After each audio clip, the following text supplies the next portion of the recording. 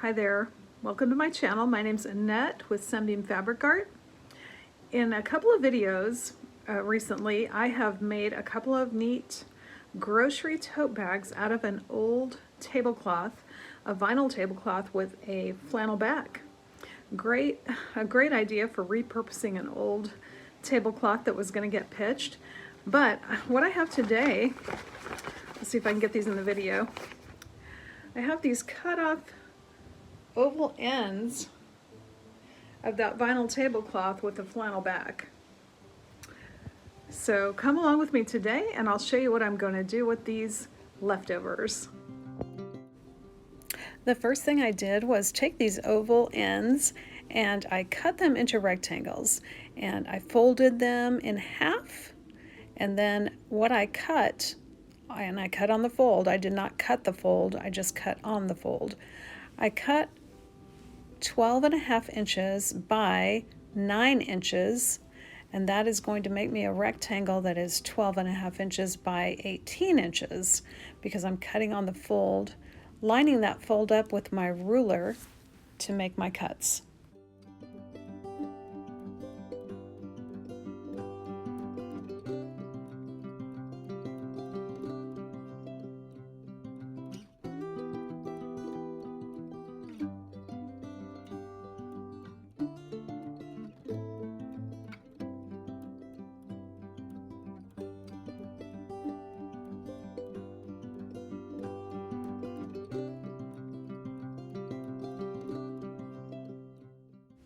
One of my oval ends was very crinkly, but rather than try and iron the vinyl, I didn't want to take a chance ironing it, so I took it to my hair dryer and I blew my hair dryer on the deepest creases, and that helped kind of lay them out just a little bit flatter.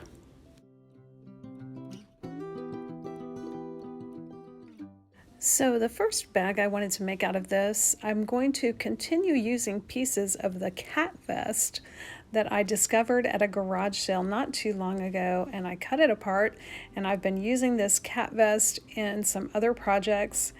I thought it would make a cute theme for this bag.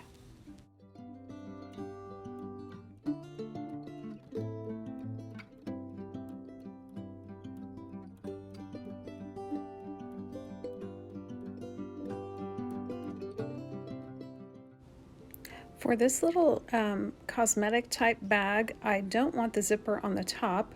I want the zipper about 1 inch down from the top. So you can see how I'm folding it here, kind of trying to make a crease in there, just so I'm going to know where to put my zipper when I'm ready. And on that flannel, I am drawing arrows for directional fabric because these cats are directional. I need to make sure the cats are facing up.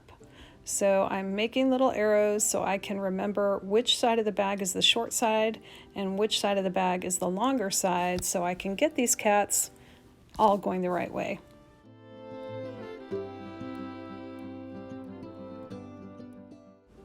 I chose a really simple design for this bag. I'm going to sew a line of shorter strips down kind of off center down the middle of the bag. And once I do that, I'm going to sew longer strips on the edges of these shorter strips.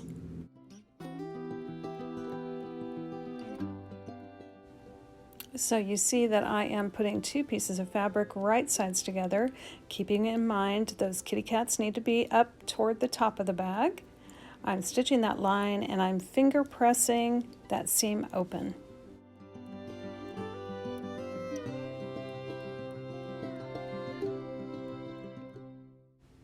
I continued sewing similar sized pieces of fabric to this line till I got all the way across that rectangle.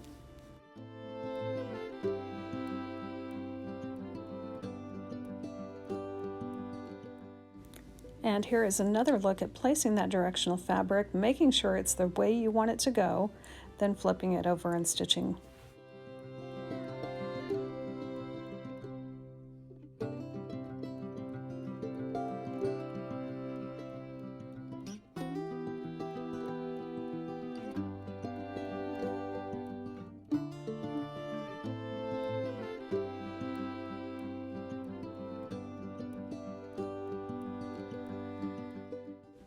Once I reached the end of adding the shorter strips, I then began adding long strips on either side of that line of shorter strips.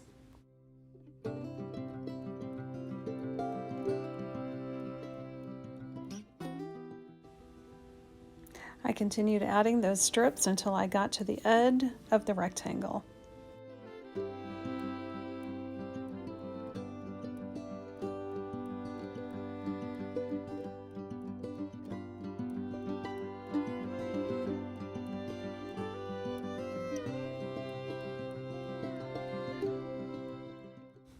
For this bag, I needed a zipper casing.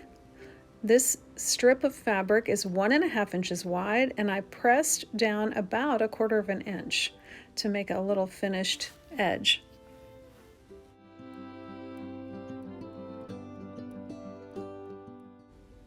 To add the casing, I stitched to the inside of the bag with the raw edge of my casing.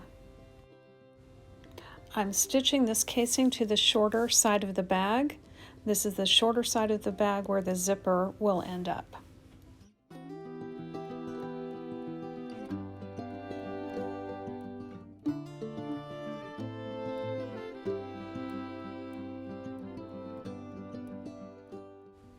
My next step for this casing was to flip it around to the right side of the bag, and I already had that folded edge pressed flat, so I've got a nice finished edge there, and I'm just putting clips in to hold this in place.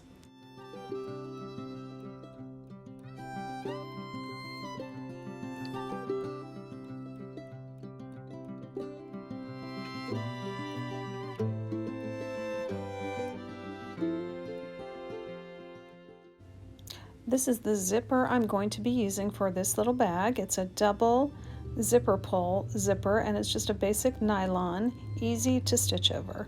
So I've opened up my zipper, and I'm going to clip this. So I'm taking off these clips that I put on, and I'm putting those clips right back with the zipper attached.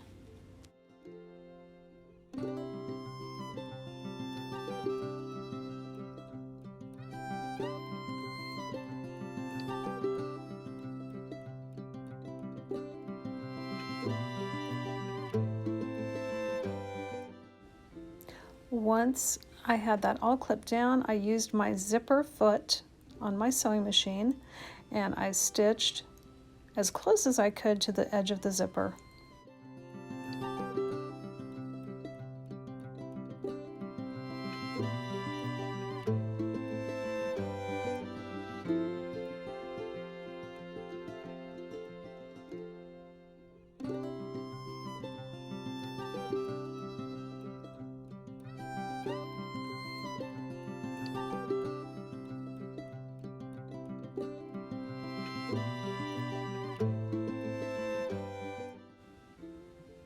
Next, I stitched down the other side of that casing close to the edge so it would lay nice and flat.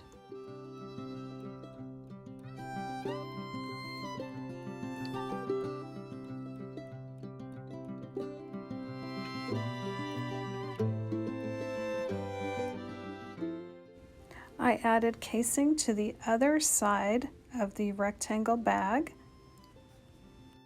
And once again, I'm stitching the raw edge of the casing right side together with the inside of the bag.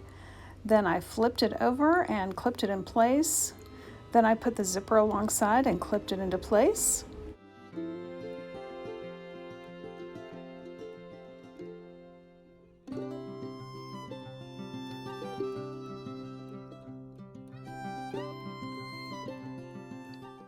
And once again, using the zipper foot, I stitched very close to the zipper, and then I went back down and stitched very closely to the other side of that casing.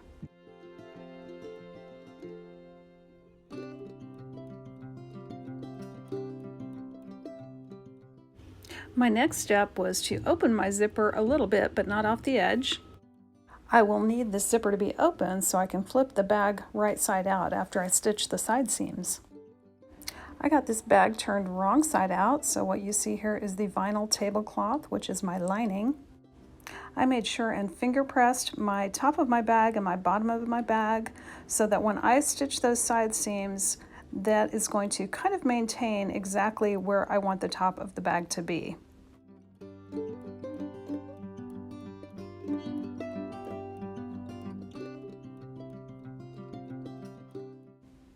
All right, with that done, there was nothing left to do but stitch down the sides of my bag.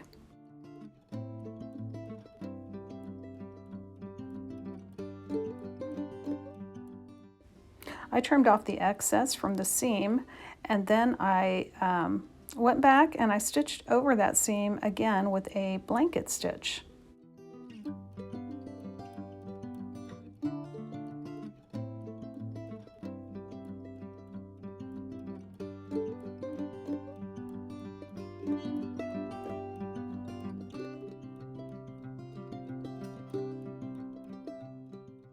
Before I went back and sewed that second stitch line with a blanket stitch, I did turn it right side out to double check that my seams looked good.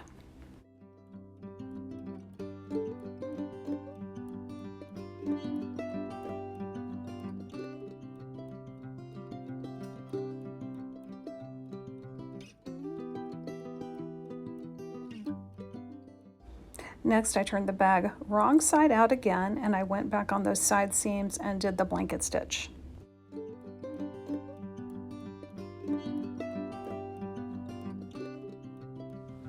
Thanks for joining me today to make this little bag. It's got a vinyl lining on the inside now that we've used that vinyl tablecloth. This will come in handy for so many things, cosmetics, lotion, contact lens solution, anything you don't want leaking out. It'd also be useful if you have kids and you need to put maybe a wet swimsuit in a bag. It's got that vinyl lining, so it's not going to leak out all over the car. Anyway, I'm glad you joined me today, and I hope to see you again real soon.